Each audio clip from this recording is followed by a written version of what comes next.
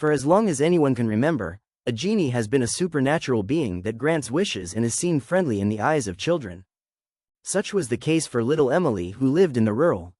Emily was like any other 7-year-old. She loved to play, she specifically loved adventures. One day Emily was in her backyard playing with two of her friends from school, Jenny and Rachel. Playtime was normal as always, until Emily got bored. "Let's go an adventure over in the woods." Jenny and Rachel didn't seem thrilled at first, but Emily persuaded them. "Joey lets me go all the time." Joey is Emily's older brother, so he is the one who babysits when their parents work on the weekend. He says count 13 steps so you don't go too far, but little did they know that playtime would take ominous twist, and those 13 steps would lead to the horror that followed. The three young friends headed off. Emily leading the trio began the count, and by the time she counted 13 steps they were deep in the woods. "Now what?" Rachel asked. "Oh, I know, let's play discovery." Jenny laughed and said, "You mean archaeology? But we need shovels." Emily, being imaginative as she is, said, "Let's use those branches on the ground." Playtime in the woods was now in full effect, and what seemed like innocent child play turned into something else. I found something, Emily said so ecstatically. "It looks like a flower pot. Let's get back so we can wash it." What seemed like a normal vase would be the symbol of the hauntings Emily and her family would encounter. "It's beautiful and it's my favorite color. I love purple." "It's almost lunchtime, so I have to go," said Rachel. "Yeah, me too," said Jenny. So Jenny and Rachel went home and playtime came to an end. Emily took the vase inside, and as night started rolling in, she noticed the vase was glowing. So much so that it illuminated her entire bedroom. The next day Emily came home from school and noticed the vase was oddly dusty, so she rubbed it off with her hands, and that is when the vase slightly rumbled. Although it was strange, Emily played it no mind, but bedtime that night was not the same. She twisted and turned, struggling to sleep. "Mom, Mom," she yelled. Emily's mother rushed to her daughter's distress. "What's that rumbling sound, Mom?" she asked. Emily's mom, with a confused look on her face, reassured her daughter that there was no such noise and tucked her daughter back to sleep. It was lights out for the entire family before too long, and that is when the vase started to rumble again, even more intense than before. With purple fog coming out the vase emerged a beautiful enchantress. "Emily, Emily," she whispered in a calm voice. Emily woke up to the sight of the strange woman in her bedroom in shock and in disbelief. Frightened, Emily couldn't make a sound. "You have freed me, Emily," said the woman. Emily mustered the courage to ask the woman who she is, and she then replied, "I am a genie, Emily, and I have come to grant you anything that your little heart desire." With her frightened look now turned to smiles, Emily asked, "Anything?" "Anything indeed," the genie replied. "Oh, I know, I wish for ice cream," and with the snap of her fingers the genie made it so. Emily was thrilled. After all, she can have anything a 7-year-old wanted. Her second wish was innocent as ever. She wished for a real-life tea party with her toys, and with the snap of her fingers it was so. And that is when the genie put her devious plans in motion. Emily noticed the genie had a sad look on her face, so she asked her, "What's wrong?" "I would like to have a best friend like you forever," the genie replied, "but that's not possible." "Why not?" Emily asked. "After your third wish I will go back to the vase all alone, unless you wish me to be your best friend." Emily made the genie her best friend for her final wish, unbeknown to her that she gave a demon an open invitation. Following her final wish, Emily's demeanor drastically changed, and she grew an unusual obsession for the vase. She carried it everywhere she went. One evening Emily was at home having dinner with her family. "Put that vase away," her father asked. But that request was completely ignored. "You heard your father, put that vase away." But she just looked at her mother and frowned. "That does it. Give it here," her father demanded in a strict tone. But the minute he laid hands on the vase, Emily let out a powerful blood-curdling scream and the lights flickered. "Go to your room at once, young lady. You are grounded." "It's creepy how the lights flickered when Emily screamed," Joey said. But his father said it was probably a short circuit. Follow the events at dinner. Joey and his father were watching TV. "I need to go to bathroom, Dad. Tell me how the fight went when I get back." As Joey approached the bathroom, he heard someone giggling. "Emily, is that you?" he asked, but got no response. He opened the bathroom door and was surprised no one was in there. He couldn't shake off the feeling that something was off, and that is when the door slammed shut behind him. Joey turned around and saw the terror his little sister befriended. Her hair long and black. Her skin old and wrinkled. Her fingernails long and black. her eyes lifeless as if she looked right through his soul. Frozen with fear, he couldn't move, he couldn't even make a sound. And just as soon as she to extend her hands towards him, she vanished. "Dad, Dad," he yelled, stumbling down the stairs. Poor Joey was visibly shaken, he could barely speak. All he could have done was point his finger towards the bathroom upstairs and said, "Long hair, old, with long fingernail." His dad looks at him and said, "Let's go see what got you so scared." But Joey shake his head and says, "I'm not going up there." His dad laughed and matched upstairs, and as he approached the bathroom door he too heard the giggling. "Emily, Emily?" But he too doesn't get a response. His mind starts racing. He started wondering if his son did see what he said he saw. He slowly opens the door, and as he carefully peeked inside, it was little Emily.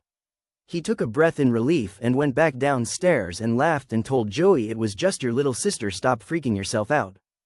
Joey wasn't the only one to notice the odd events. Emily's friends Jenny and Rachel noticed Emily's unusual attachment to the vase as well. "Hey, isn't that vase from the woods?" Rachel asked. As class began, Miss Bridges instructed Emily to put the vase away, but instead she scoffed and ignored. Miss Bridges then attempted to take the vase away, and in a violent burst of rage Emily stabbed her in the hand with a pencil and yelled, "Mine, mine, mine." Emily was sent to the principal's office, and that is when Principal Thorne called her parents and informed them of Emily's violent act. Later that day, Principal Thorne left the school late.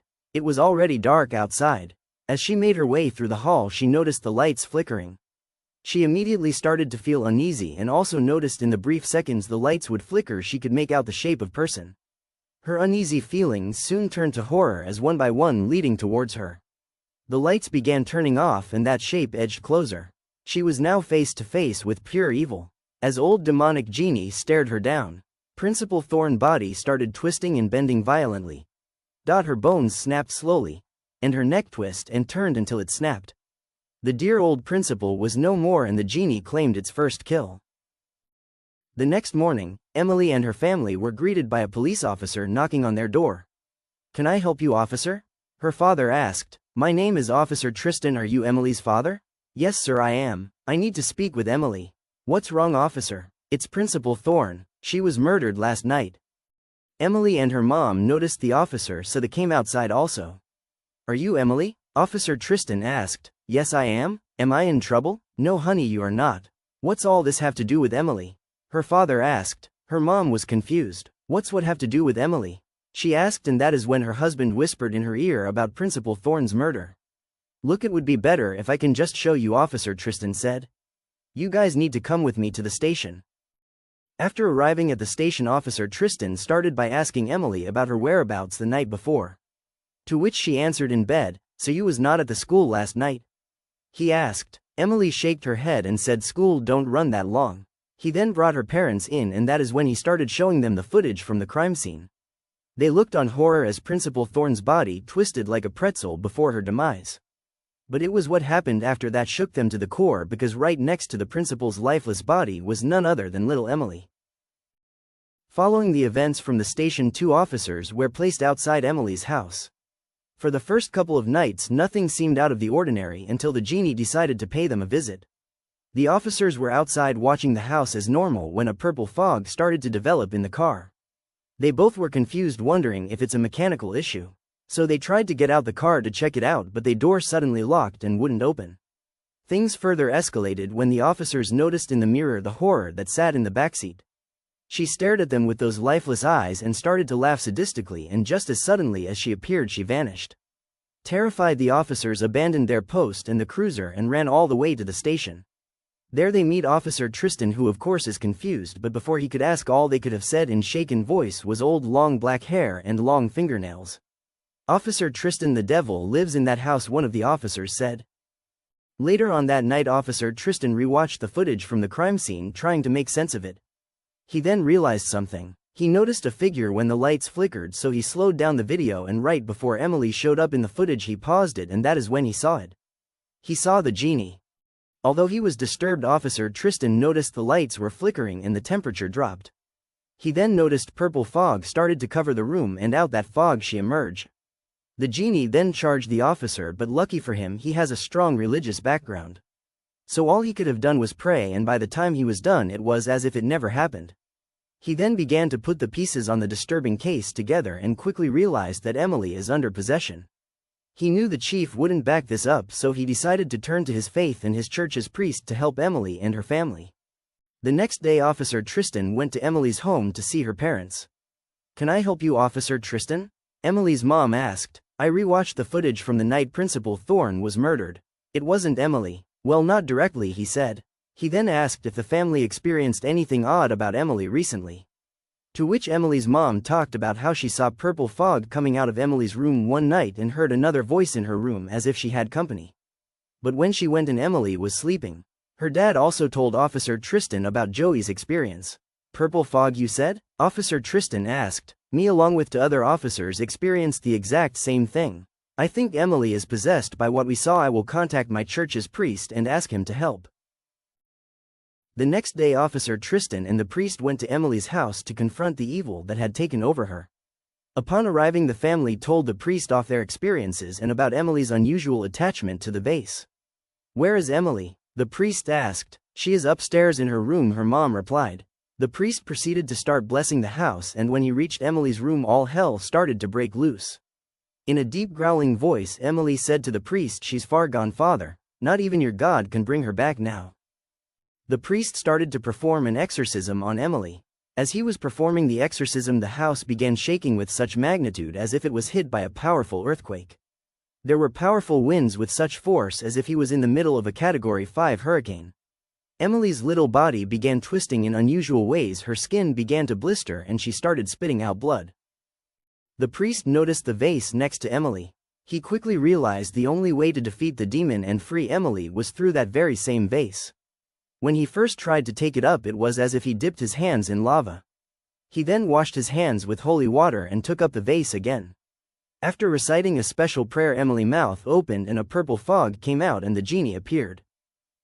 The priest and the treacherous genie was now in an intense spiritual battle, and at one point the entire house felt like it would cave in. Try as she may, she could not deceive or scare the priest like she did the others. The priest's faith proved too much for the genie, and with a burst of bright white light the genie was consumed and confined back into the vase. Emily was free, and for her family the terror was over. The priest then took off his crucifix and wrapped it around the vase.